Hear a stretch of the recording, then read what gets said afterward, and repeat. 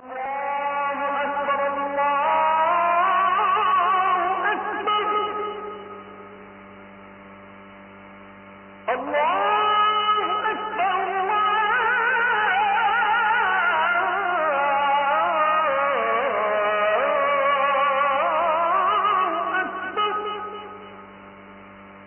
দর্শক শ্রোতা ভাই বোনেরা, কেমন আছেন আপনারা? আশা করি ভালো আছেন। আলহামদুলিল্লাহ, আমরাও ভালো আছি। আজকে বয়সের এই ৬৫ বছরের সন্ধিক্ষণে দাঁড়িয়ে একটি পর্যবেক্ষণ তুলে ধরেছি আপনাদের সামনে। ২৪-এর নবীন প্রবীণ শিশু কিশোর তরুণ তরুণীরাই বাংলাদেশের সেরা প্রজন্ম। তোমরা চিরস্বাধীন, চির উন্নতশীল থেকো। আমার জীবনের ৬৫ বছরের পর্যবেক্ষণ, মূল্যায়ন এটি। আলহামদুলিল্লাহ,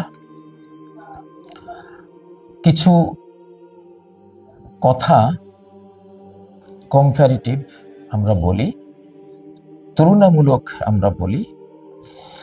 তো ৭১-এর প্রজন্ম আর ২৪-এর প্রজন্মের এমন একটি তুলনামূলক বক্তব্য হয়তো কোনো মাহফিলে দিয়েছিলাম, সেটা নিয়ে অনেক কাদা ছড়াছড়ি, কারা করছে, কারা করতে পারে, কাদের গায়ে লাগতে পারে, কাদের হৃদয়ে জ্বলন আসতে পারে, আপনারা বুঝেন, আমি সেটা বলতে চাই না। তো মূলত আমি ২৪-এর প্রজন্মকে তুলে ধরতে গিয়েই একটু কম্পেয়ার করেছিলাম। তো সেটা করব, চিরদিন করব, যতদিন এই বাংলাদেশে থাকি সত্য তুলে ধরব, সকল মিথ্যাকে মিথ্যা রূপে তুলে ধরব, সকল সত্যকে সত্য রূপে অকুত ভয়ে তুলে ধরবো ইনশাল্লাহ। পৃথিবীর কারো শক্তি নাই এই জবান বন্ধ করে আকাশের মালিক ছাড়া। ভয় করি না, সংকটে আল্লাহ আছেন নিকটে, এটা আমাদের ঈমান, বিশ্বাস, আমাদের বাণী। আমাকে এই প্রজন্ম কোনো ১ টাকা দেয়নি যে তাদের জন্য একটা আমি মূল্যায়ন করি। এটা আমার জাতীয় দায়িত্ব ছিল। তাদেরকে নিয়ে ভবিষ্যতে অনেক ষড়যন্ত্রের জাল বোনা হচ্ছে, তাদেরকে বিভিন্ন ট্যাগ দিয়ে ক্ষতিগ্রস্ত করার চেষ্টা হচ্ছে। রাতের অন্ধকারে অনেক ব্লুপ্রিন্ট তৈরি হচ্ছে। সাবধান, সাবধান। এটা যারা করবে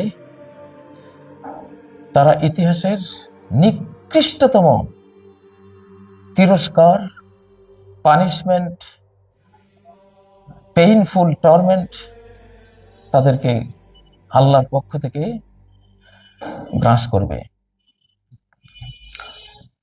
২৪ পরবর্তী শিশু কিশোর তরুণ তরুণী নবীন প্রবীণের স্বাধীন করাই বাংলাদেশ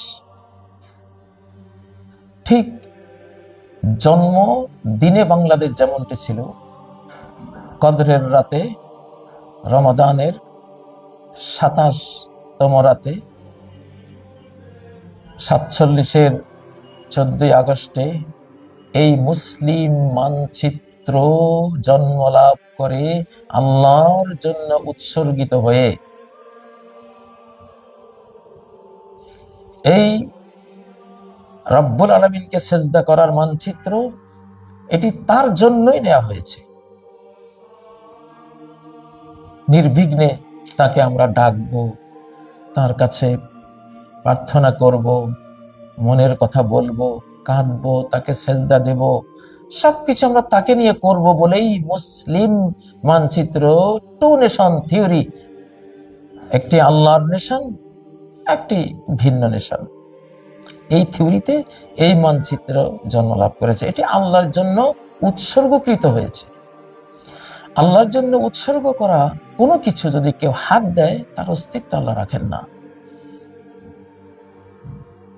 বাংলাদেশের উপরে বহু হাত দরাজ করা হয়েছে। আল্লাহ তাআলা সহ্য করেছেন কেন? সময় আসে নাই বিধায়। 24-এর 5ই আগস্টে সে সময় স্টার্ট হয়েছে, শুরু হয়েছে।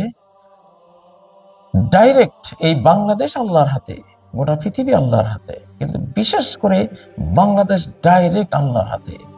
বাংলাদেশকে আপনাদের যারা বাংলাদেশ নিয়ে এখনো ষড়যন্ত্র করছেন, দেশে বিদেশে অনেক কথা আসে, গ্লোবাল পলিটিশিয়ানদের অনেক কথা আমাদের কানে আসে, আমরা জানি, স্বপনে জাগরণে জানি।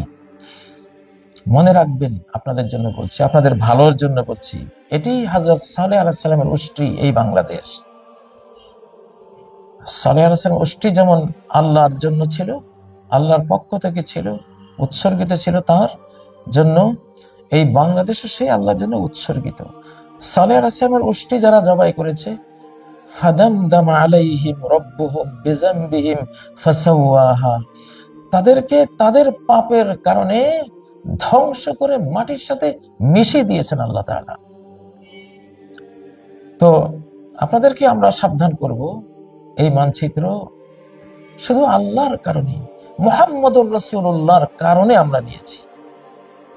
আর এই মানচিত্রের উপরে যারা হামলা করেছে, ৭১-এ তারা বলেছিল লা ইলাহা ইল্লাল্লাহকে বঙ্গোপসাগরে ডুবিয়ে দিয়েছে।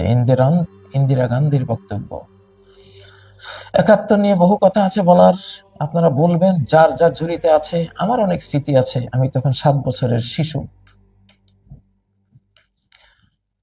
সে দুঃসহ স্মৃতিগুলি আমার মনে পড়ে, যখন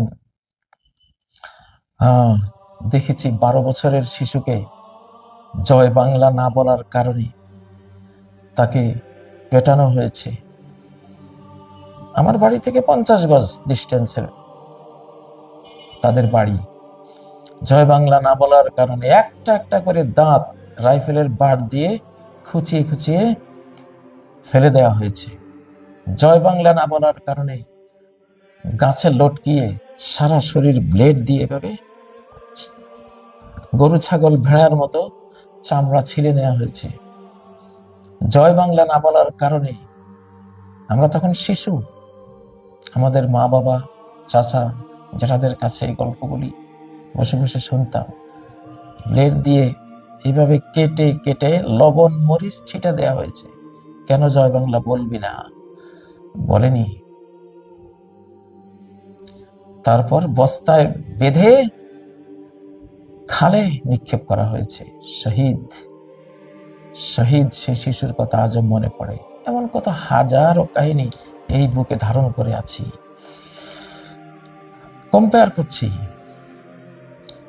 প্রিয় বন্ধুরা, 24-এর প্রজন্মের নারায়ে তাকবীর, ফুটবল খেলার মাঠে তাদের নারায়ে তাকবীর, 24-এর প্রজন্মের যেই অকুতোভয় স্বাধীন চেতা, দিক বিজয়ী শক্তি, পাওয়ার, যে ঈমান, যে বিশ্বাস দেখতে পেয়েছি, অবশ্যই এই প্রজন্মকে ভালোবাসি, শ্রদ্ধা করি, তাদের স্বাধীনতাকে ভালোবাসি, তাদের অকুতোভয় চিত্তকে ভালোবাসি, তাদের একজন নিহত হলে 4 জন এগিয়ে আসার নিঃশঙ্ক, দুঃসাহসিক, দিগ্বিজয়ী, স্বাধীন সার্বভৌমত্বের জান কোরবান লড়াইয়ের স্মৃতি অনুপ্রাণিত করে আমাদেরকে।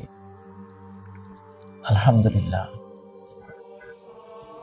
আজকে তাদেরই স্বাধীন করা বাংলাদেশে আমরা J-10C কিনছি, আমরা F-17 আমরা ক্রয় করছি, আমরা জ্যাভলিন ক্রয় করছি। আমরা এই বাংলাদেশে বিগত সেই আধিপত্যবাদের করাল গ্রাসে আক্রান্ত হওয়া বাংলাদেশে আমাদেরকে গরু গাড়ির মতোই নির্জীব করে রাখা হয়েছিল, গতিহীন করে রাখা হয়েছিল। আজকে সব দিকে আমরা এগিয়ে যাচ্ছি। আমাদের পানির ন্যায্য হিস্সা পাওয়ার জন্য জাতিসংঘের যেই আন্তর্জাতিক পানির যে ফোরাম রয়েছে, সেখানে আমরা স্বাক্ষর করে নিয়েছি। আলহামদুলিল্লাহ, দেখবো আমাদের নদীর বুকে কারা পাষাণ চাপিয়ে টিকে থাকে, আমরা দেখবো সেটা ইনশাআল্লাহ। আমাদের বিচার বিভাগকে পৃথক করার মতো একটি সচিবালয় আমরা করতে পেরেছি। দেশ বিক্রেতাদের, দেশ বিক্রিকারী, দেশকে পরের হাতে তুলে দেওয়ার মির্জাফর, গাদ্দার, বিশ্বাসঘাতক, খুনি, পিলখানার কিলার, যারা পার্শ্ববর্তী দেশের কিলার, ভারতীয় কিলারদেরকে এনে আমাদের বিডিআরের পোশাক ড্রেস পরিয়ে, নয় থান কাপড়ের বিডিআরের ড্রেস পরিয়ে পরিকল্পিতভাবে যারা প্রধানমন্ত্রী, তার আওয়ামী লীগ দল, তার নেতারা মিলে খুন করেছে, তাদের বিচারের কাঠগড়ায় এই প্রজন্ম আনতে পেরেছে। আলহামদুলিল্লাহ, সামনে তাদের ঝুলানো হবে ইনশাআল্লাহ। আরো আরো আরো কত কি ভালো লাগা, মন মাতানো, অসুস্থ মানুষের সুস্থ হয়ে যাওয়া বার্তা আমাদের জন্য অপেক্ষমান রয়েছে ইনশাআল্লাহ। এটা অলৌকিক শতাব্দী, এটা অলৌকিক বাংলাদেশ। এই কোরআন অলৌকিক, এই কোরআনের তাফসির কারক্কা চলে অলৌকিক ক্ষমতা নিয়ে। এই কোরআনের যে সামাজিক নিয়ম নীতি, কেউ যদি ধর্ম হিসাবে না মানে, সামাজিক কালচার হিসাবে, রাষ্ট্রীয় নীতি হিসাবে মানে, সেও আকাশে উঠবে। দুনিয়া তাকে আল্লাহ এত সুন্দর করে দেবেন। অতএব ভুল স্বীকার করলে আল্লাহ ভালোবাসেন। অতীতের ভুলগুলো, কারা মিথ্যাচার করে আমাদের বিজয় দিবসে কার স্বাক্ষর, 16 ডিসেম্বর বিজয় দিবসে কার স্বাক্ষর, সে স্বাক্ষরটা জাতির সামনে তুলে ধরতে হবে। আমাকে দেখাতে হবে, আমাদেরকে দেখাতে হবে 16 ডিসেম্বর বিজয় দিবসে কার স্বাক্ষর, দেশটা, দেশের দলিলটা কারা নিয়েছে। সেজন্য জেলখানায় গিয়েছিলাম। স্বাধীনতা তুই তাওহীদেরই আলোকমালা, স্বাধীনতার জন্য তোরা আবার মুক্তিযুদ্ধ ছাড়া। স্বাধীন করলো বীর বাঙালি, দলিল নিল দিল্লিওয়ালি, হানাদার হাইজাকারের কাবিন নামা পড়াই ফেলা, পড়িয়ে ফেলবো সবকিছু ইনশাআল্লাহ। চির উন্নত মমশির, আমি বিদ্রোহী রণক্লান্ত, আমি সেই দিন হব শান্ত, যেদিন উৎপীড়িতের ক্রন্দন রোল আকাশে বাতাসে ধ্বনিবে না, অত্যাচারীর খড়গ কৃপান ভীম রণভূমি রণিবে না। আমি সেই দিন হব শান্ত, মহা বিদ্রোহী রণক্লান্ত। আসসালামু আলাইকুম ওয়া রাহমাতুল্লাহি ওয়া বারাকাতুহু।